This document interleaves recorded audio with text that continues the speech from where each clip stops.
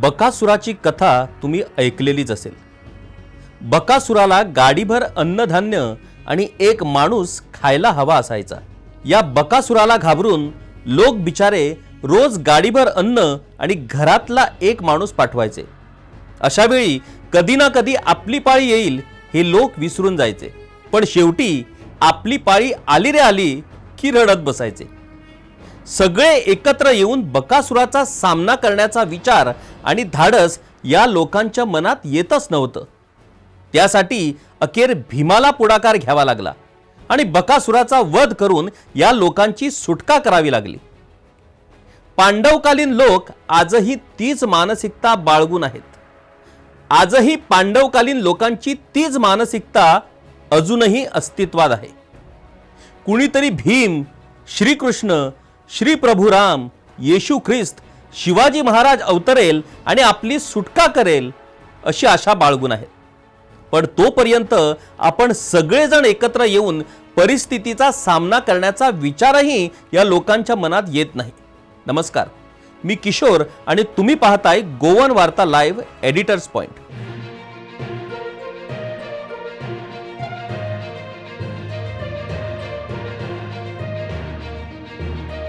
आजच्या काळातला बकासूर कोण हा प्रश्न तुम्हाला पडलेलाच असेल। होय, हा बकासूर म्हणजेच विकास। खरं तर विकास हा लोकांच्या भल्यासाठी, प्रगतीसाठी, उद्धारासाठी होणं अपेक्षित आहे। पण इथे हा विकास केवळ ठराविक लोकांच्या भल्यासाठीच पुढे करून सर्वसामान्य लोकांना मात्र उद्ध्वस्त आणि नेस्तनाबूत करतोय। ह्याच विकासाच्या नावाने गटागटाने लोकांना संपवलं जातंय। एक जण विकासाच्या खाली चिरडला जातोय आणि दुसरा याच विकासाच्या मोहजालात अडकून स्वतःच्या उद्धाराची स्वप्ने पाहतोय। होय, मोपा विमानतळ हा आधुनिक गोव्याचा मानबिंदू ठरेल असे आपले मुख्यमंत्री म्हणतात। पण ह्याच मानबिंदूसाठी शेकडो नीज गोयकरांचे संसार उद्ध्वस्त होणार आहेत याकडे मात्र कुणीच बघताना दिसत नाही। प्रत्येक वेळेला विकासाचे मारक ही सर्वसामान्य जनता आणि विकासाचे पूजक हे राज्यकर्तेच कसे काय असाही सवाल उपस्थित होतोय। आपण कधी ऐकले का की विकासासाठी अमुक राज्यकर्त्यांची जमीन संपादन झाली आहे? पण इथे विकासाच्या नावानं जमीन संपादन केली जाणार आहे तिथं किंवा त्यांच्या आसपास राज्यकर्त्यांच्या जमिनी आहेत हे मात्र आपण निश्चितच ऐकलं असेल। मोपासाठी 1 कोटी चौरस मीटर जमीन घेतल्यानंतर आता पुन्हा लिंक रोडच्या नावानं इथल्या लोकांच्या जमिनीवर दरोडा घातला जातोय।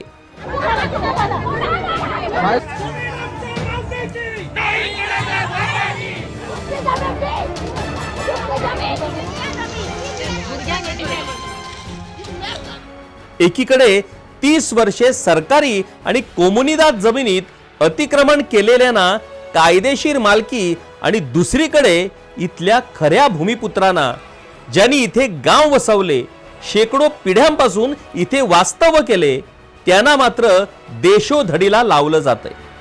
होय, आम्ही मोपा विमानतळ लिंक रोडच्या भूसंपादन अतिरेकाचा विषय आज चर्चेला घेणार आहोत। तोपर्यंत या भूसंपादनाच्या दरोडा आणि बिचारा स्थानिकांच्या आक्रोशाची ही काही क्षणचित्रे पाहूयात।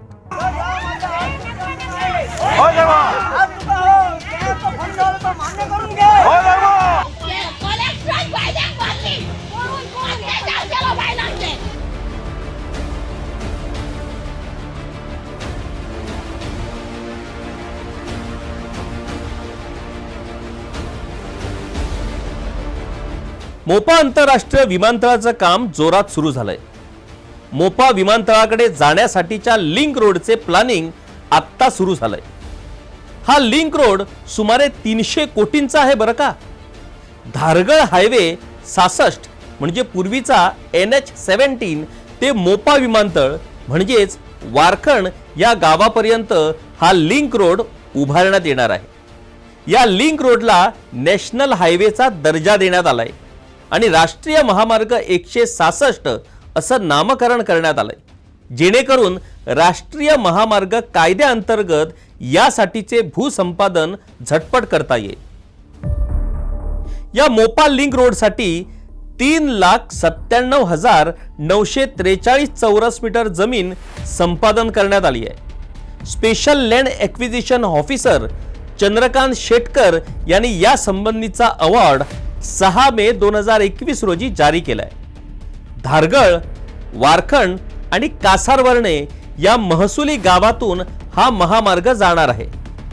भूसंपादन अवॉर्ड म्हणजेच एकूण 3,97,943 चौरस मीटर जमिनीसाठी 59,52,539 रुपये भरपाई मंजूर झाली आहे. कदाचित हा भरपाईचा आकडा ऐकून अनेकांचे डोळे वठारतील. या लोकांना लॉटरीज लागली असा समज काही जणांचा होईल, पण ते खरं नाही. मोपा जमिनीच्या भूसंपादनाची भरपाई केवळ 15% लोकांना मिळाली आहे. उर्वरित 85% लोक भरपाई विना आहेत. ती मिळवण्यासाठी कुटुंबातील लोक एकमेकांच्या जीवावर उठले आहेत. इथे हेच होईल. कारण काय तर जमिनीची कागदपत्रे नाहीयेत. 1/14च्या उतारावर ज्याचे नाव तो मालक, हा नियम. साहजिकच इथेही आता भाऊबंदकीचा वणवा पेटणार आहे. अशा वणव्यात जितके निजगोयकार जळून खाक होतील, तेवढाच या सत्ताधाऱ्यांच्या विकासाचा मार्ग सुकर बनेल. आता आपण पाहूयात पंचायत निहाय भूसंपादनाचे डिटेल्स. धारगळ पंचायत क्षेत्रात एकूण 2,19,829 चौरस मीटर जमीन संपादन करण्यात आली आहे. या जमिनीत सेटलमेंट एरिया ही 9,250 चौरस मीटर आहे आणि या सेटलमेंट एरियासाठी 1,020 ते 1,080 प्रति चौरस मीटर असा दर निश्चित करण्यात आले आहे. धारगळ पंचायत क्षेत्रातील शेत जमीन ही 5,593 चौरस मीटर आहे आणि या शेत जमिनीसाठी 420 रुपये ते 480 रुपये प्रति चौरस मीटर दर निश्चित करण्यात आला आहे. धारगळ पंचायत क्षेत्रात बागायती जमीन 1,84,240 चौरस मीटर संपादन करण्यात आली आहे आणि त्यासाठीचे दर हे 420 ते 600 रुपये प्रति चौरस मीटर निश्चित करण्यात आलेले आहे. नैसर्गिक क्षेत्र हे 20,746 चौरस मीटर आहे आणि त्यासाठी 180 ते 360 रुपये प्रति चौरस मीटर दर भरपाईसाठी निश्चित करण्यात आला आहे. एकूण 28,28,06,000 रुपये भरपाई ही धारगळ पंचायत क्षेत्रातल्या भूसंपादनासाठी निश्चित करण्यात आलेली आहे. आता आपण कासारवर्णे पंचायतीकडे वळूया. कासारवर्णे पंचायत क्षेत्रात एकूण 46,198 चौरस मीटर जमीन या लिंक रोडसाठी संपादन करण्यात आली आहे. त्याच्यात सेटलमेंट झोन किंवा सेटलमेंट एरिया नाहीये, शेत जमीनही नाहीये. बागायती जमीन ही 46,198 चौरस मीटर म्हणजेच 420 ते 600 रुपये प्रति चौरस मीटर या दराने ही भरपाई निश्चित झालेली आहे. म्हणजे कासारवर्णी पंचायत क्षेत्रातली 46,198 चौरस मीटर ही पूर्णपणे बागायती जमीन आहे. आता कासारवर्णे पंचायत क्षेत्रात या बागायती जमिनीसाठी 8,21,38,610 रुपये भरपाई निश्चित झालेली आहे. आता आपण वारखंड पंचायत क्षेत्राकडे वळूया.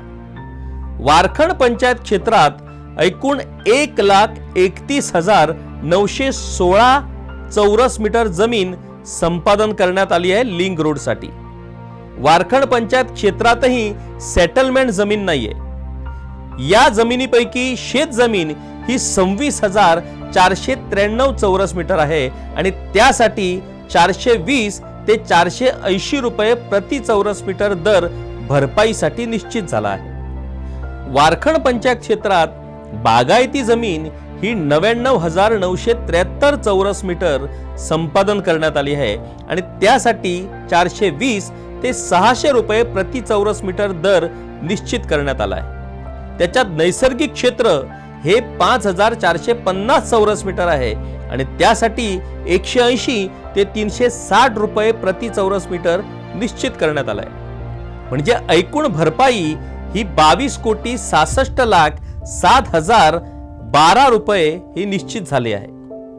आता भूसंपादन अधिकाऱ्यांनी या तीनही पंचायत क्षेत्रासाठी भरपाईसाठी जो बेस प्राइस निश्चित केलेला आहे तो आपण पाहूयात। आता भरपाईसाठी जो बेस प्राइस निश्चित केलेला आहे त्याच्यात धारगळ पंचायत क्षेत्रात 1200 रुपये प्रति चौरस मीटर, वारखड पंचायत क्षेत्रात 360 रुपये प्रति चौरस मीटर आणि कासारवर्णे पंचायत क्षेत्रात 1200 रुपये प्रति चौरस मीटर असा बेस प्राइस हा निश्चित केलेला आहे। आता हा जो दर आहे तो सेटलमेंट झोन साठी लागू करण्यात आला आहे। त्यामुळे अधिकाधिक सेटलमेंट झोन साठी 1000 चौरस मीटर हा दर लागू होणार आहे। जमिनीचा झोन आणि जमिनीचा दर्जा यानुसार हा बेस प्राइस निश्चित होणार आहे। त्यामुळे या भूसंपादनात कमीत कमी 180 रुपये ते 600 रुपयापर्यंत प्रति चौरस मीटर भरपाई हा दर लोकांना मिळू शकेल। या दराच्या तिप्पट ही भरपाई मिळणार असल्याचे गाजर दाखवले जात असले तरी हे गाजर कटूज आहेत हे वेगळे सांगण्याची गरज नाही। या एकूणच भूसंपादन प्रक्रियेत 3 अधिकाऱ्यांनी अगदी इमाने आपले कर्तव्य बजावत सरकारची थाप मिळवली आहे। सरकारी कर्मचारी लोकांचे सेवक म्हटले जातात, पण हे लोकांचे सेवक यापेक्षा सरकारी हुकुमाचे ताबेदार असं म्हटलं तर वावगं ठरणार नाही। स्पेशल भूसंपादन अधिकारी चंद्रकांत शेटकर, पेडणेचे उपजिल्हाधिकारी रविशंकर निपाणीकर आणि पेडणेचे पोलीस निरीक्षक जीवबा दळवी स्थानिकांचा विरोध डावलून दंडेलशाहीचा मार्ग पत्करून स्थानिक वृद्ध, महिला आणि मुलांना तुडवून आणि मिळेल तसा कायदा वाकवून त्यांनी ही जमीन अखेर सरकारच्या ताब्यात घेतली आहे। खरं तर मोपा विमानतळाच्या उद्घाटनावेळी या अधिकाऱ्यांचा मोठा सन्मानच व्हायला हवा। पोर्तुगीज काळातील सामान्य गोयकारावर अत्याचार करणारा सोल्दादांनाही मान शर्मेनं खाली घालायला लावणारी कृती या अधिकाऱ्यांनी केली आहे। हे करत असताना ते देखील याच मातीचे भूमिपुत्र आहेत याचा त्यांना कदाचित विसर पडला असावा। पोर्तुगीज सोल्दादांना इथल्या मातीशी काहीही देणं घेणं नव्हतं, पण या गोयकार अधिकाऱ्यांनी त्याचा विचारही केला नाही। हे दुर्दैव। सरकार एखादी गोष्ट बेकायदा पद्धतीनं आणि चुकीच्या मार्गाने करायला लावत असेल तर संबंधित मंत्री आमदारांना नकार दर्शवण्याची हिम्मत या एकाही अधिकाऱ्याने दाखवली नाही। याला काय म्हणावं?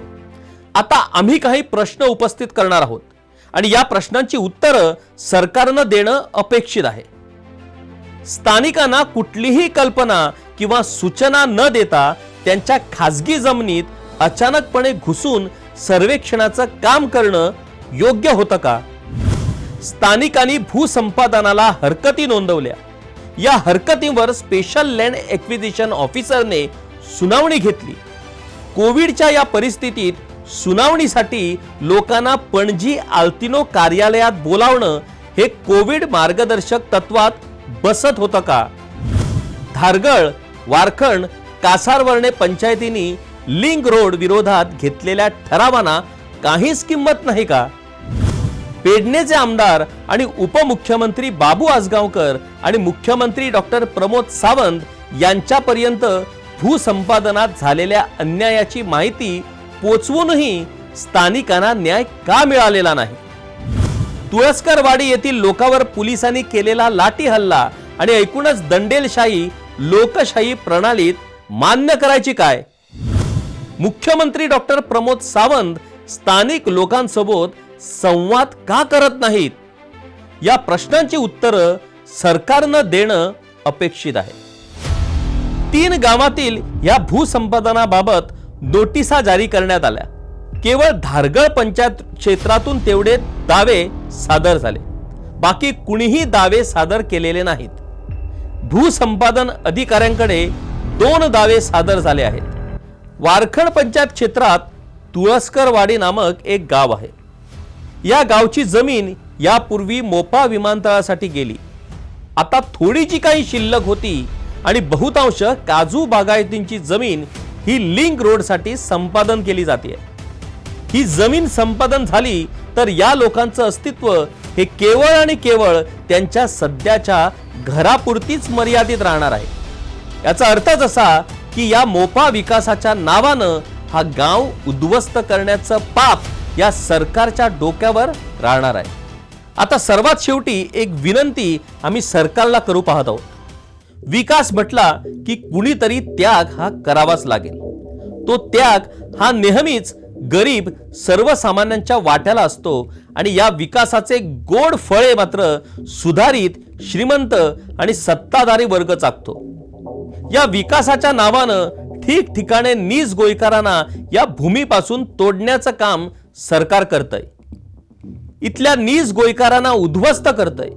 न पेक्षा सरकारने विकासाच्या आवश्यक जमीन संपादन केली तर त्या बदल्यात तेवढीच जमीन सरकारने इतरत्र या लोकांना देऊन त्यांचे स्थलांतर किंवा पुनर्वसन केलं तर विकासाला होणारा विरोध अजिबात शिल्लक राहणार नाही.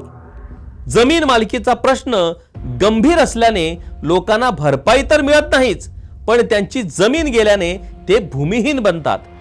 या भरपाईची रक्कम सरकारने आपल्याकडेच ठेवून त्या बदल्यात याच पीडितांना अन्यत्र ठिकाणी किंवा ते वास्तव करत असलेल्या जवळच्या ठिकाणी पर्यायी जमीन द्यावी, जेणेकरून खऱ्या अर्थानं या लोकांचा उद्धार होऊ शकेल. तुळसकरवाडी आणि लिंक रोडच्या काही पीडितांनी हा प्रस्ताव सरकारला सादर केला आहे. मुख्यमंत्री डॉक्टर प्रमोद सावंत हे नेहमीच अंत्योदयाचा उच्चार करत असतात.